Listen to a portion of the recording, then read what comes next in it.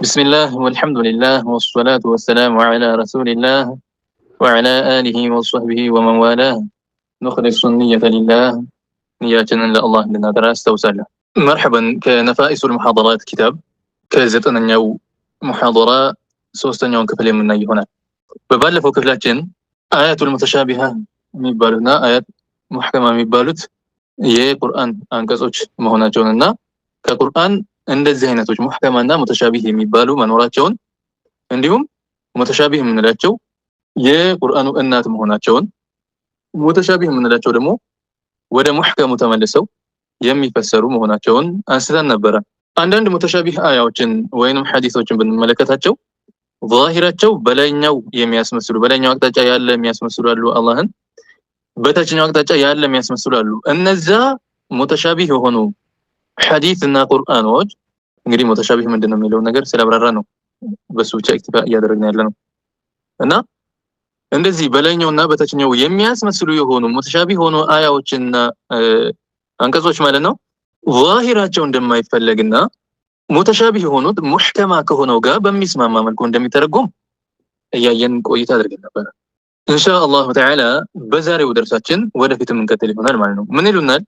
وقد سمى الله الآيات المحكمة أم الكتاب الله سبحانه وتعالى وقد سمى الله برقد أرتواتشوال الآيات المحكمة آية المحكمة وجن أم القرآن يتبالو تمالنو الله سبحانه وتعالى بلو أرتواتشوال من بلو نتراتشو أي أم القرآن يا قرآن النات بلو أرتواتشوال الله سبحانه وتعالى من وجن ሙህከማ የሆኑ የቁርአን አንቀጾችን ለምንድን ነው ሙህከማ የሆኑት የቁርአን እናት መሰረት ተብሎ የተጠሩት? ማለት ያው መሰረት ማለት ነውና مثلا ማንም ልጅ ሲዞር ቢውል ወደ ፈለገበት ወደ ማዲም ሄዶ መጨረሻው ወደ እናቱ ይመለሳል። ልክ እንደዛው ሁሉ ሙተሻቢህ የሆኑ የቁርአን አንቀጾች በየቦታው ቢኖሩም ሲተረጎሙ ወደ ሙህከማው ተመልሶ ተብሏልና የቁርአኑ እናት መሰረት ተብሏልና ወደዛ ወደ መሰረቱ ተመልሶ የሚተረጎም ይሆናል እንጂ ከሱ ጋር በሚጋጭ መልኩ የሚተረጎም አይሆንም ማለት ነው። طيب እና ሙህከማ የሆኑትን ኡሙል ቁርአን ብሎ ጠርቷቸዋል፣ የቁርአኑ መሰረት ብሎ ጠርቷቸዋል። ለምንድን? لانها ምክንያቱም እነዚህ አያቱል ሙህከማዎች الاصل الذي ترد اليه الايات المتشابهه ምን ስለሆነ ነው? لانها ምክንያቱም እነዚህ ሙህከማ የምንላቸው አንቀጾች ስለሆኑ ነው። الاصل መሰረት ስለሆኑ ነው። الذي ترد اليه ወደሱ የሚመለሱበት የሆነ መሰረት ስለሆነ ነው። ምኖቹ ወደሱ الآيات المتشابهة ሙተሻቢህ የሆኑት አሻሚ የሆነ ትርጉም ያላቸው ሙተሻቢህ የሆኑ የቁርአን አንቀጾች ወደሱ ተመልሰው ስለሚተረጎሙ ነው ምን የተባሉት ሙህከማ የሆኑት ኡሙል ቁርአን የተባሉት የቁርአኑ እናት መሰረት ተብሎ የተጠሩበት ምክንያቱ ሙተሻቢህ የሆኑ የቁርአን አንቀጾች እሱ ጋር በሚስማማ መልኩ ስለሚተረጎሙ ነው። አሁን ከዚህ ጋር ምን ይዘው አንድ የቁርአን አንቀጽን ብንይዝና ሲተረጎም ሙህከማ ከሆነው ጋር ليس كمثله شيء ከሚለው ጋር ለምሳሌ فلا تضربوا لله الامثال ከሚለው ጋር ከሌሎቹም ጋር እንደዚሁ ተጋጭቶ ካገኛችሁት ምንድነው የሚሆነው? ያ ሙተሻቢህ የተተረጎመበት ወጅህ ትክክል እንዳልሆነ የምንረዳ ይሆናል ማለት ነው። ምክንያቱም ቁርአንና ቁርአን እንደማይጋጭ አፈላ የተደበሩን القرآن ብሎ አላህ Subhanahu Wa Ta'ala ይህን ቁርአን አስተነትኑም እንዴ ከአላህ Subhanahu Wa Ta'ala ውጪ ያመጣ ቢሆን ኖሮ ውስጡ የሚገጫጭ ነገርን ያገኙበት ነበር። እሱ ግን ከአላህ Subhanahu Wa Ta'ala የመጣ ስለሆነ አይጋጭም ብሎ ነግሮናልና አንድ ሙተሻቢህ የሆነ የቁርአን አንቀጽን አይተን ትርጉሙ ከሙህከም ጋር በሚጋጭ መልኩ ከተተረጎመ ያ ሙተሻቢህ የሆነው የቁርአን አንቀጽ የተረጎምንበት መንገድ ትክክል እንዳልሆነ ምልክት ይሆናል ማለት ነው። አስለን እኛ አይደለም የምንተረጎመው፣ ይሄ ግልጽ ነው። ግን እንደሚታወቀው በአማርኛ እያሉ እየተረጎሙ የሚያስቀምጡ ሰዎች አሉ፣ ወሃቢያዎች ማለት ነው። በዛ ጋር በሚጋጭ መልኩ ከተረጎመ ምንድነው የሚሆነው? ያ ትርጉሙ ትክክል እንዳልሆነ ግልጽ ይሆናል ማለት ነው። ስለዚህ ሙህከማ የሆኑ የቁርአን አንቀጾች መሰረት ስለሆኑ ሙተሻቢህ የሆኑት ወደሱ ተመላሽ መሆናቸው የግድ ነው ማለት ነው። فتفسير الآيات المتشابهة በተፍሲሩ ተፍሲራቸው ትርጉማቸው ማለት ነው ምኑ የአያቱል ሙተሻቢሃዎች ሙተሻቢህ ሆኑ አንቀጾች ትርጉማቸው يجب ግዴታ ነው ان يكون ሊሆን ግዴታ ነው موافقا للآيات المحكمة አያቱል ሙህከማ ጋር ተስማሚ ሊሆን ግድ ነው። ከአያቱል ሙህከማ ጋር በሚጋጭ መልኩ መተርጎም የማይቻል የሆነ ነገር ሊዛ ወይ ለቁርአንና ቁርአን ይጋጫል ይባላል። ቁርአንና ቁርአን ደግሞ የሚጋጭ ነገር አይደለም። ቁርአንና ቁርአን የሚጋጭ ነገር አይደለም። ሊዛ ትኩረት ሊደረግ ይገባል ማለት ነው። ለምሳሌ ከተፍሲር الاستواء بالقهر ለምሳሌ استواءን አያቱል استواءን الرحمن على العرش استوى የሚለውን قهر በሚለው መተርጎም ይመስል አላህ አርሽን የተቆጣጠረ ነው ብሎ መተርጎም ይመስል الرحمن على العرش استوى ማለት استوى የሚለው በቀህር መተርጎም የተቆጣጠረ ነው አላህ አርሽን በሚለው መተርጎም ይመስል ይሄ ምንድነው ሙተሻቢህ ነው። الرحمن على العرش استوى የሚለው አላህ አርሽን የተቆጣጠረ ነው ተብሎ ሲተረጎም እሱን የሚመስል ምንም ነገር የለም የሚለው ጋር ለአላህ አምሳያ ታድርጉለት ከሚለው የቁርአን አንቀጽ ጋር የሚጋጭበት ምንም መንገድ የለም። ተስማምቶ የሚሄድ ይሆናል ማለት ነው። ወኢላ እንደፈለገ የሚሄድ ከሆነ የማይሆን ነገር ነው ማለት ነው።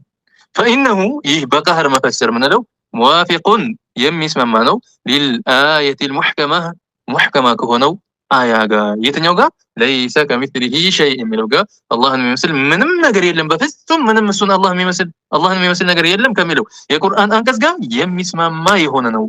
إذا በዚህ መልኩ መተርጎሙ ተገቢ ይሆናል ማለት ነው። እንግዲህ الرحمن على العرش استوى የሚለው ያው ኢንሻአላህ በሰፊው ወደፊት ፕሮግራሙ የራሱ ስላለው እንመጣበታለን። ግን ትንሽ ነገር ለማያዝ ያክል استوى የሚለው ብዙ ከ15 ትርጉሞች በላይ አሉት ቃሉ ማለት ነው። استوى የሚለው ለምሳሌ ከዚህ በፊት እንዳየነው ፋጡማ እንጀራ በላች ስንልና ኢትዮጵያ ዋንጫ በላች ስንል ትርጉማቸው ምንና ምን ነው ብለን አይተናል። ኢትዮጵያ ዋንጫ በላች ተመገበች ማለት እንዳልሆነ፣ ፋጡማ እንጀራ በላች ስንል ተመገበች ማለት እንደሆነ፣ ግን ቃሉ በላች የሚለው መሆኑን አይተናል። ይህ ምንድነው ሙተሻቢህ ብለን የምንጠራው እንደዚህ ሁለት ትርጉምና ከዛ በላይ ያለው ነው። استوى የሚለው ብዙ ትርጉሞች አሉት። ከዛ ከትርጉሞቹ ውስጥ ለአያቱል ሙህከማ ጋር ሚስማማ የሆነው አንድም ትርጉም ይሁን ሁለትም ትርጉም ይሁን ሶስትም ችግር የለውም ይተረጎምበታል ማለት ነው። ግን የሚጋጭ ከሆነ የፍጡርን ባህሪ የሚሰጥ ከሆነ ለአላህ ማይገባ የሆነን ባህሪ የሚሰጥ ከሆነ ያ እዛ ቦታ ላይ የተፈለገበት አይደለም እዛ የሚተረጎምበት የሆነ አይደለም ብለን የምናልፍ ይሆናል ማለት ነው። እና ቁርአንና ቁርአን አይጋጭም። ሙህከማና ሙተሻቢህ የሚባል የቁርአን አንቀጽ አለ። ሙተሻቢህ የምንለው ከሙህከሙ ጋር ተስማሚ በሆነ መልኩ የሚተረጎም ሆነ ነው ማለት ነው። ይሄ ብቻ አይደለም وقد ذم الله በርግጥም አላህ አውግዟቸዋል እነማንን الذين في قلوبهم زيغ الذين እነዛን في قلوبهم በቀልቦቻቸው ውስጥ ያለባቸው የሆኑትን ምን زيغ أي ميل عن الحق ከሐቅ መዘንበል ያለባቸው የሆኑትን ማለትም ሐቅን ትተው ወደ ባጢሉ የሚዘነበሉ የሆኑትን ጥመት ዝገት ያለባቸው የሆኑትን በቀልባቸው ውስጥ አላህ ምንድነው ያደረጋቸው? አውግዟቸዋል። አላህ አውግዟቸዋል። ሱብሃንአላህ وكذب الله አውግዟቸዋል። እነማን الذين في قلوبهم زيغ እነዛ በቀልቦቻቸው ውስጥ ዝገት ጥመት ያለባቸው ማለት አይ ማይሉን عن الحق ከሐቅ መዘንበል ያለባቸው የሆኑትን الذين يتبعون ما تشابه منه እነዛ ከቁርአን ሙተሻቢህ የሆነውን የሚከታተሉ الذين እነዛ يتبعون የሚከታተሉ የሆኑትን አላህ አውግዟቸዋል። ምን ما تشابه منه ከቁርአን ሙተሻቢህ የሆነውን የሚከታተሉ የሆኑትን አላህ አውግዟቸዋል። አውድሷቸዋል ነው እንዲተባለው አውግዟቸዋል። በየሄደበት ሙተሻቢህ የሆነውን አስቀድሞ الرحمن على العرش استوى እያለ አሚንቱም መን ፊ السماء እያለ ቀጥታ የሚጠቅሱት በጠቅላላ ሙተሻቢህ ነው። ወሃቢዎች ገብተው መጡ ማስረጃ የሚያደርጉት ጠቅላላ ሙተሻቢህ የሆነ ነው። አንድ እንኳን ሙህከምን እየደበለቁ አይሄዱ። ታዲያ ከዚህ ምንድነው የሚፈልጉት ሲባል አላህ ራሱ ነግሮናል። ምንም ብሎ ኢብቲጋእ الفتنة ፊትና ፈልገው ነው አሉ። ፊትና ፈልገው ነው ይሄን የሚያደርጉት ሙተሻቢህ የሚጠቅሱት። ፊትና ማለት ምንድነው? አላህ Subhanahu Wa Ta'ala በሱረቱ በቀራ እንደነገረን ሱብሃንአላህ الفتنة أشد من القتل ፊትና ብሎ ማለት ፊትና አሸድ ነው ከምን ከቀትል ከግድያ የከፋ ነው ይለናል። ፊትና ምን ማለት ነው? እዛ ቦታ ላይ ኩፍር ማለት ነው። ፊትና የሚለው ኩፍር የሚለው ነው። ኩፍር ከቀትል የባሰ የከፋ የሆነ ነው። ይሄ ማዕሩፍ ነው ይታወቃል። ይታ ፊትናን ፈልገው ነው ሲባሉ ምን ማለት ነው? ሙስሊም የሆነውን ሰው ሱኒ የሆነውን የረሱል አለይሂ ሰላቱ ወሰላም አቂዳን የያዘውን ሰው ሙተሻቢህ የሆኑ የቁርአን አንቀጾችን በመጥቀስ ተሽቢህ ውስጥ እንዲወድቅ ኩፍር ውስጥ እንዲወድቅ ተሽቢህ ኩፍር ነው መቼም እንደሚታወቀው ኩፍር ላይ እንዲወድቅ ለምን አላማቸው ይህ ስለሆነ ማለት ነው። لأن المشبهة ምክንያቱም ሙሸቢሃዎች غرضهم አላማቸው ምንድነው? في ذكر الآيات المتشابهة ሙተሻቢህ የሆኑ የቁርአን አንቀጾችን ሲጠቅሱ አላማቸው የሚፈልጉት ጉዳያቸው ምንድነው? أن يوقع السنية ሱንይ የሆነውን መጣል ነው። የረሱል አለይሂ ሰላቱ ወሰላም ሱና ተከታይ የሆነውን ሱንይ የሆነውን አለ ሱና ወልጀማዓ የሆነውን መጣል ነው የሚፈልጉት። ምን ላይ اعتقادهم الباطل ባጢል የሆነው እምነታቸው ላይ ውድቅ ብልሹ የሆነው ሃይማኖታቸው ላይ አይ ተሽቢህ ማለት ምንድነው? ተሽቢህ ላይ ለመጣል አላማቸው ይሄ። እነዚያ ሙተሻቢህ የቁርአን አንቀጾችን የሚከታተሉ የሆኑ ሰዎች ሰውየው የፈለገውን የሚያክል ኸይር ስራ እሰራለሁ ቢል የፈለገውን የሚያክል ለሰው ጥሩ ውላለሁ ቢል እንደፈለገም ቢሆን ኩፍር ላይ ከሆነ ያ ሰው ካፊር ነው። ምንም ሊጠቅመው አይችልም። የፈለገን ኸይር ስራ ቢሰራ እንደፈለገ ቢሆን ለሰዎች መልካም ቢሆን መስጂድ ቢገነባ የተቸገሩትን ቢረዳ ዝምድናም ቢቀጥል የፈለገውንም ኸይር የተባለን ነገር ጠቅልሎ ሙሉን ቢሰራ ተሽቢህ ላይ ከሆነ ሰውየው አንድ ነገር አይጠቅመውም። ለዚያም ነው ዑለማዎች ፈልኸቢቱ ይላሉ።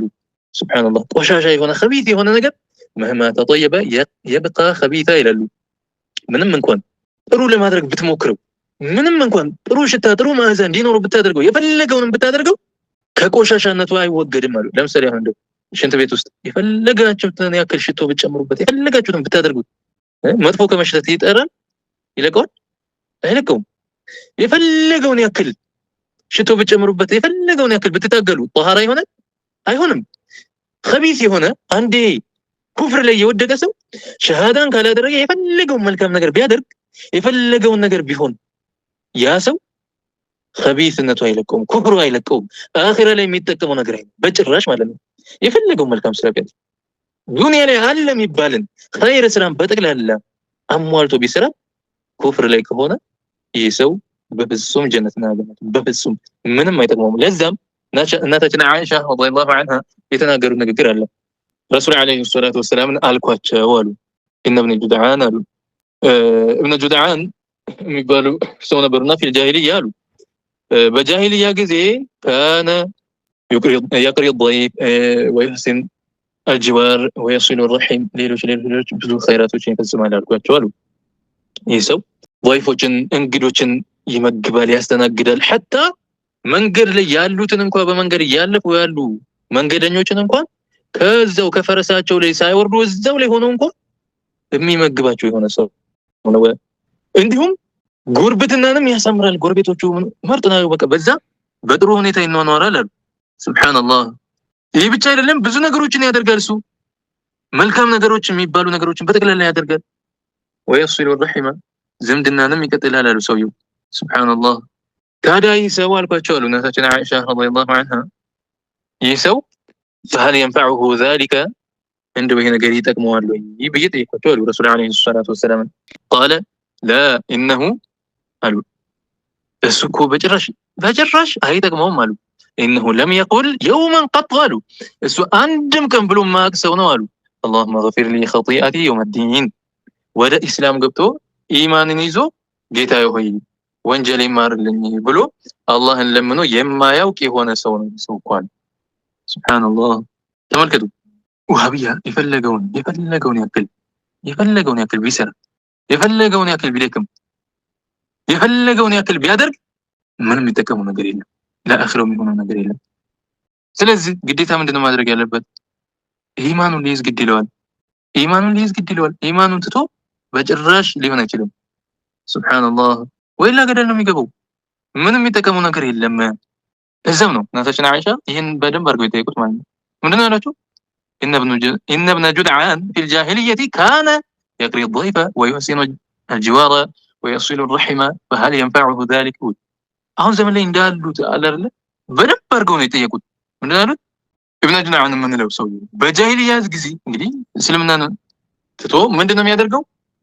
እንግዶችን የሚመግብ የሚያስተናግድ የሆነ ነው። ጎረቤትን ምን የሚያደርግ ነው? ለጎረቤት መልካም የሚውል ጥሩ ጎረቤት ነው። ዝምድናን የሚቀጥል የሆነ ነው። فهل ينفعه ذلك? ተመልከቱ ይህ ነገር ይጠቅመዋል ወይ ይሄን ማድረጉ? ረሱል ዓለይሂ ሰላቱ ወሰላም ምንድን ያላቸው? لا انه لم يقل يوما قط እስኮ አንድም ቀን ያለ ሰው አይደለም ማለት ነው። ኢማንን ይዞ አላህ ሆይ ማረኝ ብሎ የማያውቅ የሆነ ሰው ነው። በጭራሽ አይጠቅመውም የሚሰራው መልካም ሰው። ታዲያ ወሃቢያ ከሆነ ሰው እሱ ቁርአን አቀራሩ ሊል ይችላል። ሰው ሶላት አሰጋገዳቸው ሰኞ እኮ ይጾማሉ ሊል ይችላል። አይንፈዑ በጭራሽ አይጠቅመውም። በጭራሽ አይጠቅመውም። ኢማንን መያዝ ነበረ አወለን ኢማንን መያዝ ነበረ።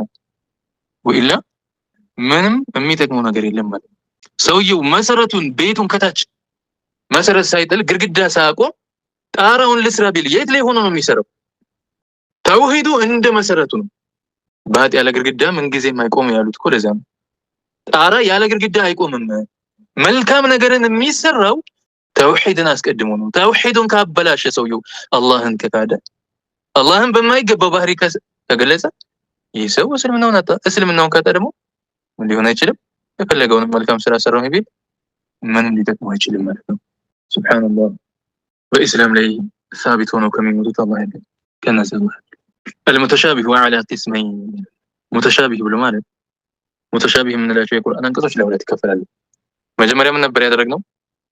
ቁርአን እንደተከሰለን ሙተሻቢህን ብቻ ሳይሆን አያ ቁርአን ላይ ያሉ በጠቅላላ ለሁለት ይከፈላሉ።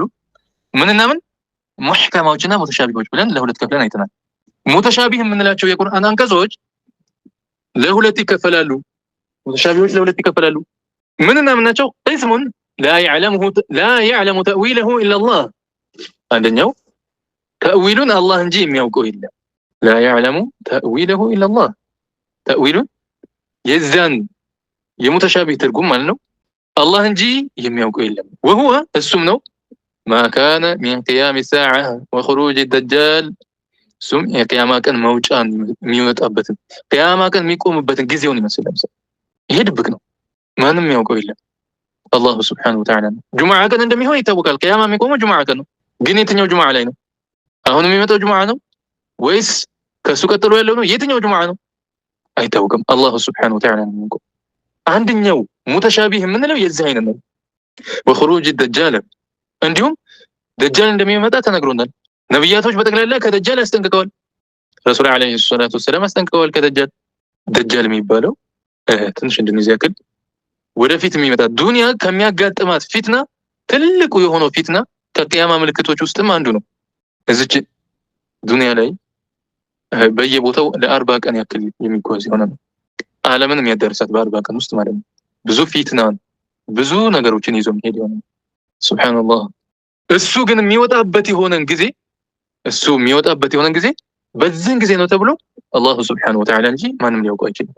አለ ተሕዲድ በተሕዲድ ማለት በዚህን ጊዜ ብሎ ቁርጥ አድርጎ የሚያውቅ የለም አላሁ ሱብሓነሁ ወተዓላ ቢሆን እንጂ። ወነሕዊ ዛሊከ እኒህንና እነዚህን የመሳሰሉ ነገራቶችን አላሁ ሱብሓነሁ ወተዓላ ብቻ እንጂ ሌላ ሊያውቀው አይችልም። አንዱ ሙተሻቢህ አይነት ይሄ ነው፣ አላህ ብቻ እንጂ ማንም የማያውቀው የሆነ ከፍጡራኖች። ወሁወ እሱም አልሙራዱ ቢቀውሊሂ ተዓላ በአላሁ ሱብሓነሁ ወተዓላ ንግግር በዚህ አያ የሚፈለገው ይሄ ነው። ወማ የዕለሙ ተእዊለሁ ኢለላህ ስንል ወማ የዕለሙ ተእዊለሁ ኢለላህ ሲል ሰውየው እንግዲህ ይህ ቁርአን በወቅፍም በወስልም እንዳለ ተነጋግረናል። በወቅፍ ስንል በመቆም እዚህ ጋር ኢለላህ ብሎ አላህ የሚለው ጋር ቆመን ስንቀራ እዚህ ጋር ቆመን እንደገና ሌላውን ለብቻው ስንቀጥል ማለት ነው የሚፈለገው እንዲህ አይነቶቹ ነው። ወማ የዕለሙ ተእዊለሁ ኢለላህ ስንል ተእዊሉን አላህ እንጂ የሚያውቀው የለም ማለት ነው። እንዴት ያለው ነው? የዚህኛውን አይነት ሙተሻቢህ አንቀጾችን ነው።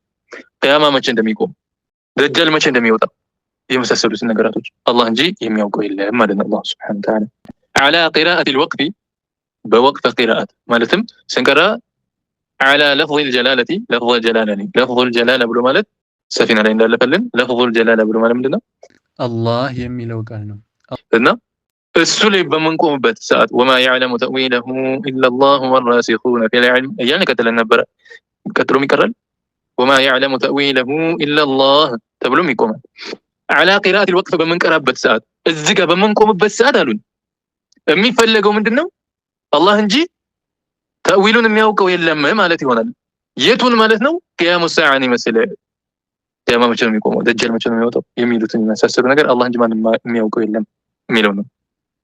على قراءة الوقف على لفظ الجلال وليس من هذا القسم آية الاستواء وليس أيضا من هذا القسم بذي قسم أيضا بذي كفل وسط أيضا ማለት ነው። እዚህ ክፍል ውስጥ የሚመደብ አይደለም ማለት ነው። ማን አየቱል ኢስቲዋ የስቲዋ ስለ ስቲዋ የምናገረው አየቱል ኢስቲዋ አርረሕማኑ ዐለል ዐርሽ እስተዋ የሚለው አያ ከዚህ ክፍል ውስጥ አይደለም። አላህ እንጂ ማንም አያውቀውም ከሚባለው ክፍል አይደለም ማለት ነው። አንዱ ክፍል ይሄ ነው ከላይ ያሳለፍነው። ሙተሻቢህ ለሁለት ይከፈላል። አንዱ አላሁ ሱብሓነሁ ወተዓላ ብቻ የሚያውቀው ነው። ሁለተኛው አላህና በእውቀት ስር የሰደዱ የሆኑት የሚያውቁት ነው።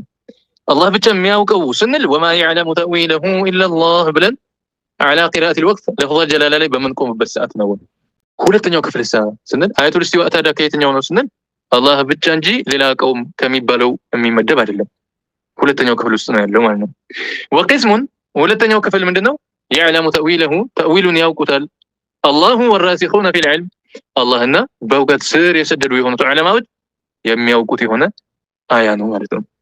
ሁለተኛው የሙተሻቢህ አይነት ሁለተኛው ሙተሻቢህ አንደኛው አላህ ብቻ እንጂ የሚያውቀው የለም ብለናል።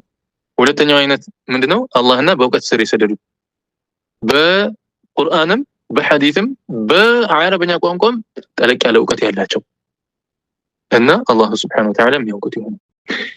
طيب ومثاله የዚህ አምሳያው ما كان من معنى الاستواء ለምሳሌ የእስቲዋእን ትርጉምን ይመስል ومثاله የዚህ ምሳሌ ምንድነው?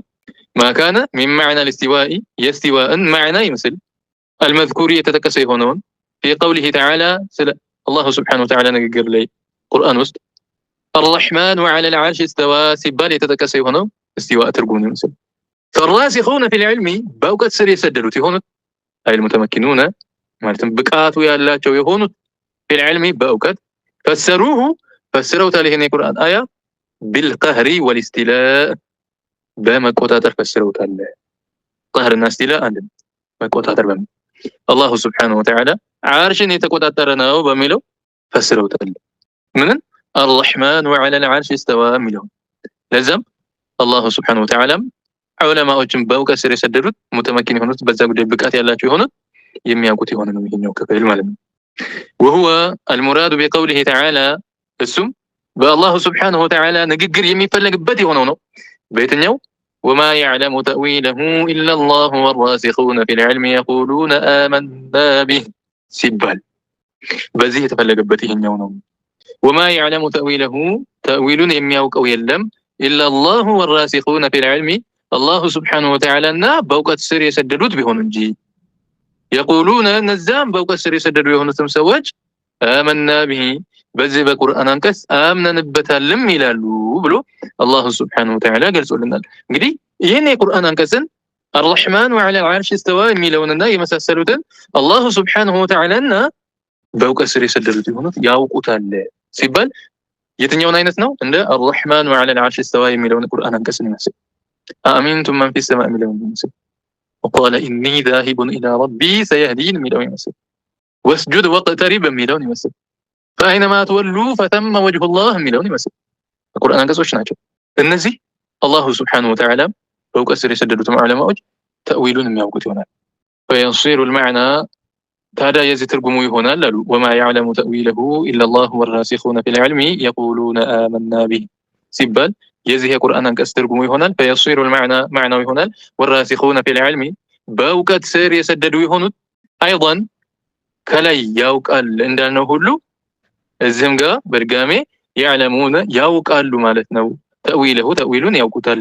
ተእዊሉን ብሎ ማለት ኢንሻአላህ ወደ ታይን ወጣለ ተእዊል ምንድነው?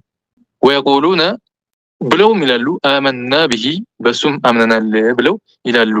ማን በእውቀት ስር የሰደዱት ይሄን የቁርአን አንቀጾችን ሙተሻቢህ የሆኑት ሁለተኛውን ክፍልን አላህ Subhanahu Wa Ta'ala በእውቀት ስር የሰደዱት ዑለማዎችም ያውቁታል። እንዲሁም ይሄ ከአላህ Subhanahu Wa Ta'ala የመጣ ነው እናምንበታለንም ይላሉ ብሎ አላህ Subhanahu Wa Ta'ala በቁርአኑ ገልጾልናል ማለት ነው።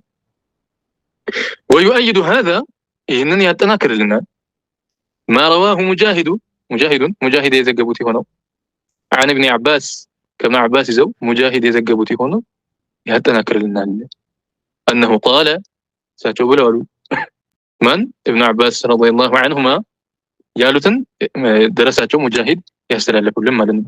أنا من الراسخين في العلم ያሉ እኔ من الراسخين في العلم በእውቀት ስር ከሰደዱት ውስጥ አንዱ ነኝ አሉ።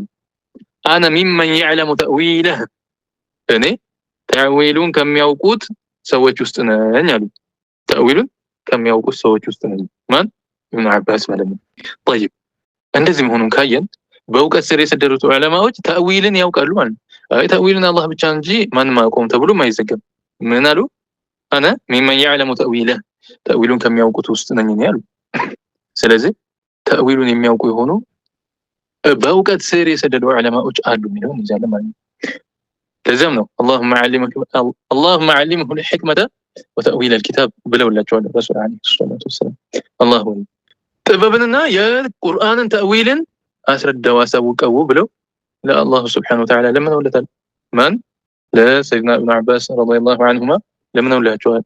ከዛስ ዱዓቸው መቅቡል ሆኖ በዚህ መልኩ ሰይድና ኢብኑ አባስ አነ ሚነ ራሲኺነ ፊል ዒልም እያሉ ተናገሩ። አነ ሚመን የዕለሙ ተእዊለሁ እኔ ተእዊሉን ከሚያውቁት ነኝ ብለው ተናገሩ። አንዳንዱ ይመጣና ተእዊል በመጀመሪያ ተእዊል ተዕጢል ነው ይላቸዋል። ተእዊል ብሎ ማለት ለአላሁ ስብሓነሁ ወተዓላ የሚገባውን ሁሉ ማራቆት ማራቅ ነው።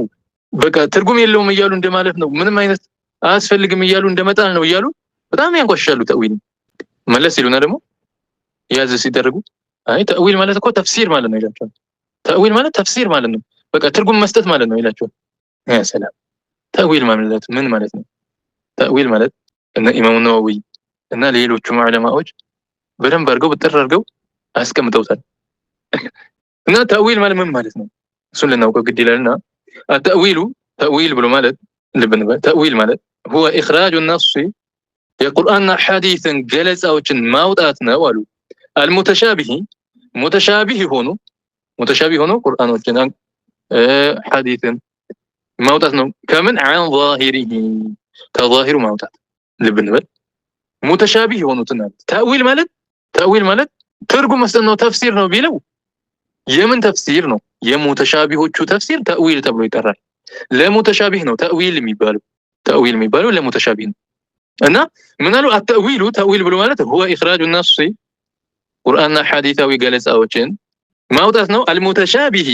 ሙተሻቢህ የሆኑትን عن ظاهره ከظاهራቸው ማውጣት ነው። ከظاهራቸው አውጥቶ እዛ ቦታ ላይ የሚፈለግበትን ትርጉም መስጠት ማለት ነው። ትኩረት እናድርግሽ ጋር ለምሳሌ ቅድም እንደጠቀስነው በላች የሚለው ቃል ظاهر معناه ምንድነው? ተመገበች ነው። በላች ከተባለ ظاهሩ ምንድነው? ተመገበች ነው።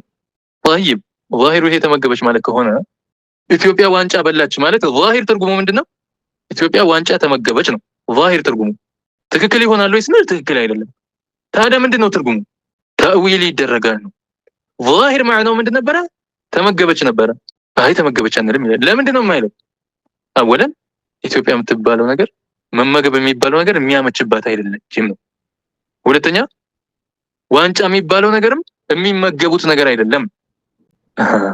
እዚህ ጋር መተህ በዚህ መልኩ ከመጣው ይሄንን እንግዲህ ظاهሩን ትቶ ተመገበች የሚለው ظاهር ሆኖ ያለ ከዛ አውጥቶ ተሸለመች ወደሚለው ማምጣት ኢትዮጵያ ዋንጫን ተሸለመች ወደሚለው መተርጎም የተእዊል ይባላል። አንድ ቦታ ላይ ስናየው ظاهሩ እዛ ቦታ ላይ ትክክለኛ ትርጉም ካልሆነ እዛ ቦታ ላይ የሚገባው ትክክለኛ ትርጉም የቱ ነው ብለን ከቃሉ ትርጉም ሆኖ ቃሉ የሚቀበለው የሆነ ትርጉም ሆኖ እዛ ቦታ ላይ አግባባዊ ፍቺ የትኛው ነው ተብሎ ይታያል። ያ እኛ ሰናን ዑለማዎች ማለት ነው በእውቀት ስር ይሰደዱ። ከዛ በኋላ እዛ ቦታ ላይ የሚገባ የሆነውን ይተረጉሙታል ማለት ነው። ለዛም ነው አላሁ ስብሓነሁ ወተዓላ መቀመጥ አመችበትም ነው። አንድ መቀመጥ ስለማመችበት አላሁ ስብሓነሁ ወተዓላ ዓርሽ ላይ ተቀምጧል አይባልም። አርረሕማኑ ዐለል ዓርሽ ኢስተዋ ማለት ምን ማለት ነው ታዲያ? ኢስተዋ ብዙ ትርጉሞች አሉት። በሰለ የሚል ትርጉም አለው፣ ተደላደለ የሚል ትርጉም አለው፣ ተቆጣጠረ የሚል ትርጉም አለው። ኢስተዋ የሚለው ቃሉ አረበኛ ላይ ማለት ነው ብዙ ትርጉሞች አሉት። ከነዛ ከብዙ ትርጉሞች ውስጥ የትኛው ነው ትክክሉ እዛ ቦታ ላይ የሚፈለገው ነው? ከነዛ ከብዙ ትርጉሞች ውስጥ ظاهሩ የቱ ነው? ظاهር ይኖረዋል፣ ግን ያ ظاهሩ እዛ ቦታ ላይ ይሆናል። በሰለ ማለት አሁን ለምሳሌ የኢስተዋ ትርጉም ነው። አላህ ዓርሽ ላይ በሰለ ይባላል ወይ ስንል አይባልም። ለምን? መብሰል የአላህ ባህሪ ስላልሆነ። ስለዚህ እዛ ቦታ ላይ ظاهሩ ሳይሆን ቃሉ የአረበኛ ላይ የሚሰጠው ትርጉም አለ። ትርጉም የራሱ የሆነ ትርጉም ኖሮት ከነዛ ከትርጉሞች ውስጥ እዚህ ቦታ ላይ ትክክለኛ ማዕና የሚሆነው እዚህ ቦታ ላይ ሊገባ የሚችለው የትኛው ነው የሚለውን አይተው ዑለማዎች የሚሰጡት ትርጉም ይሄ ተእዊል ተብሎ ይጠራል። ለዛም ነው التأويل هو إخراج النص المتشابه عن ظاهره። ተእዊል ብሎ ማለት ሙተሻቢህ የሆነ አያዎችን እና ሐዲሶችን ከظاهራቸው አውጥቶ እዛ ቦታ ላይ የሚፈለገውበትን ትርጉምን መስጠት ይሄ ተእዊል ይባላል አሉ። وهو جائز እሱ ምንድነው? ጃኢዝ ነው አሉ። ጃኢዝ ማለት غير ممتنع ማለት ነው። ክልክል አይደለም የሚቻል የሆነ ነው ማለት ነው እንጂ بل هو واجب يا حبيبي። እንደውም እሱ ምንድነው? ዋጅብ ነው ተእዊል ማድረጉ። ጃኢዝ ነው ሲባል የተፈቀደ ነው ሲባል ምን ማለት አይደለም? ግዴታ አይደለም ማለት አይደለም። ምንድነው? وهو جائز ከወዳ ምን ብለናል? የጅቡ ብለናል። የጅቡ ምንድን ተእዊል ማድረግን ሱብሃንአላህ መተው እንደማንቀበለውና ሙተሻቢ የሆኑ የቁርአን አንቀጾችን ዛሂራቸውን አለመያዝ ግዴታ መሆኑን ብይን አድርገን ሄደናል። ይሄ ደግሞ ግልጽ የሆነ ነገር ነው። ምን ተእዊል ማድረጉ ግዴታ ስለሆነ ላ የጁዝ ብለን ጠቅሰናል። ላ የጁዝ ተርኩ ተእዊል ብለን ጠቅሰናል። ተእዊል ማድረግን መተው እነማንን ግን ባይሆን ሙተሻቢ የሆኑትን አልአያት ሙተሻቢሃ ማለት ሙተሻቢ የሆኑ የቁርአን አንቀጾችን ተእዊል ማድረግን መተው አይቻልም ብለን አልፈናል። እዚህ ጋር ጃኢዙ ማለት ምን ማለት ነው? የሚቻል የሆነ ነው። ገይሩ ሙምተኒዒን ክልክል አይደለም። በል ሁወ ዋጅቡን እንደውም እሱ ምንድነው ግዴታ የሆነ ነው። ግዴታ የሆነ ነው ተእዊል ማድረግ ምን የሆኑትን ሙተሻቢህ የሆኑ ዛሂራቸው ለአላህ የማይገባ ባህሪን የሚያስጠጉ የሆኑትን ማለት ነው። وهو جائز في الآيات والأحاديث التي يوهم ظاهرها እሱ ጃኢዝ ነው በማን በአያዎች በቁርአን አንቀጾችና والأحاديث በሐዲሶች التي يوهم ظاهرها ظاهرة የሚያስመስል የሆኑትን أن الله له يد جارحة ظاهሩ ለአላህ ስብሓነሁ ወተዓላ አካል የሆነ እጅ ያለው የሚያስመስሉትን አው ወጅሁን ጃሪሐቱን ወይንም አካል የሆነ ፊት ያለው የሚያስመስሉትን አው አንሁ የስኩኑ ሰማ ወይንም አላህ ሰማይ ውስጥ ነዋሪ ነው የሚያስመስሉ የቁርአን አንቀጾች ወይንም ሐዲሶች ሙተሻቢህ የሆኑትን አው አንሁ ጃሊሱን ዐለል ዐርሽ ወይንም ዐርሽ ላይ የተቀመጠ ነው የሚያስመስል የሆነ የቁርአን አንቀጽን ካገኘን እነዚህም በሙሉ አው አንሁ ዩሰፉ ቢሲፈቲን ሚን ሲፋቲል ኸልቂ ወይም ከፍጡራን ባህሪ በአንዱ ባህሪም ቢሆን የሚገለጽ የሚያስመስሉ የቁርአን አንቀጾችን ወይም ሐዲሶችን ካገኘናቸው እነዛን አያዎችና ሐዲሶችን ዛሂራቸው መያዝ አይበቃም። እነማ ምን ይደረጋል? የሚፈለግበት ማዕና እዚያ ቦታ ላይ ምንድነው? ከሌላ አይደለም ማዕናውን የምናመጣው የቃሉ የራሱ ትርጉም አለ። አንድ ቃል አረበኛ ውስጥ ብዙ ትርጉሞች ይኖሩታል። ሙተሻቢህ የሚሆነው በዛ መልኩ ሲሆን ነው። ብዙ ትርጉሞች ሲኖሩት ነው። ብዙ ትርጉሞች ይኖሩታል። ከነዛ ከብዙ ትርጉሞች ውስጥ የትኛው ነው እዚህ ቦታ ላይ የሚመቸው ለአላህ ሱብሓነሁ ወተዓላ የሚገባው ተብሎ ከነዛ ውስጥ ተመርጦ እንጂ የሚሰጠው ከውጭ አምጥቶ ጠምዝዞ ሌላ ነገር ውስጥ ማስገባት ማለት አይደለም። ተእዊል ማለት አግባባዊ ፍች ማለት ነው። እዛ ቦታ ላይ የሚፈለግበትን ትርጉም መስጠት ማለት ነው። እና ዛሂራቸው ለአላህ ሱብሓነሁ ወተዓላ አካል የሆነ እጅ የሚያስመስሉ አካል የሆነ ፊት የሚያስመስሉ ዓርሽ ላይ የተቀመጠ ሰማይ ውስጥ የሚኖር የሚያስመስሉ ነገራቶችን ሐዲሶችና ቁርአን አንቀጾችን ዛሂራቸውን ሳይሆን እዛ ቦታ ላይ የሚፈለገውን ማዕናውን የሚሰጡ ይሆናል። ይሄ ደግሞ ተእዊል ተብሎ ይጠራል ማለት ነው። ጠቅለል ስናደርግ ለዛም قال الإمام أحمد الرفاعي የሚባሉት ሱብሃንአላህ ታላቅ ዓሊም በዊላያነቱም ከፍ ያለውን ደረጃ የተቆናጠጡ የሆኑት ታላቅ ዓሊም ናቸው። ወልይነቱም ከዛሊከ ማለት ነው። ረዲየላሁ ዐንሁ ምን አሉ እሳቸው? እንደው ንግግራቸው እንስማማ። ሱኑ ዓቃኢደኩም አሉ ዓቂዳችሁን ጠብቁ አሉ። ተመልከቱ፣ ዓቂዳችሁን ጠብቁ በምን ሚን ተመስኪ ከመያዝ ዛሂሩን ከመያዝ ማ ተሻበሀ ሚነል ኪታቢ ወሱነህ ከቁርአንና ከሐዲስ ሙተሻቢህ የሆኑትን ዛሂራቸውን መያዝን በመተው ዓቂዳችሁን ጠብቁ አሉ። ሱኑ ዓቃኢደኩም ዓቂዳችሁን ጠብቁ እምነታችሁን ከምን ሚን ተመስኪ ቢዛሂሪ ማ ተሻበሀ ሚነል ኪታቢ ወሱነህ ከቁርአንና ከሐዲስ ሙተሻቢህ የሆኑትን ዛሂራቸውን ከመያዝ በመጠንቀቅ ያንን በመተው ምን ያዙ? ዓቂዳቸውን ጠብቁ አሉ። ቀጥሎ ያለውን ዒባራ ተመልከቱ። فإن ذلك አሉ ያኮሉ የቱ ሙተሻቢህ የሆኑ ሐዲሶችንና ቁርአኖችን ዛሂራቸውን መያዝ አሉ ሚን ኡሱሊል ኩፍር የኩፍር መሰረት ነው አሉ። የኩፍር መሰረት ነው። ሙተሻቢህ የሆኑ የቁርአን አንቀጾችን ዛሂራቸውን የሚይዝ ከሆነ ሰውየው የኩፍር መሰረት ይዟል። ያው ኩፍር ላይ መውደቁ አይቀሬ ነው። ተመልከቱ البرهان المؤيد ገጽ 22 ላይ ይገኛል። እንግዲህ ሙተሻቢህን ስንመለከት ወሃቢዎች ጠቅላላ ማስረጃ ብለው የሚያመጡት ሙተሻቢህን ነው። ተእዊል ማድረግ አይቻልም፣ ተዕጢል ነው፣ ዛሂሩን ነው የምንተረጉመው ይላሉ። ስትሉ ገደል ነው የሚገባው። እሺ ዛሂሩን ተርጉም ብላችሁ ደግሞ በታችኛው አቅጣጫ የሚያስመስለውን ለምሳሌ ወሁ ማዓኩም አይነማ ኩንቱም የሚለው ምን ማለት ነው ታዲያ ስትሉት ይሄማ በእውቀቱ ነው ይላል። ታዲያ በእውቀቱ ነው የሚለው የታለ ቁርአኑ ላይ ዛሂሩን አትይዝም? ዛሂሩ በእውቀቱ ይላል? የለም ተእዊል ነው ይሄ በእውቀቱ ነው ማለት።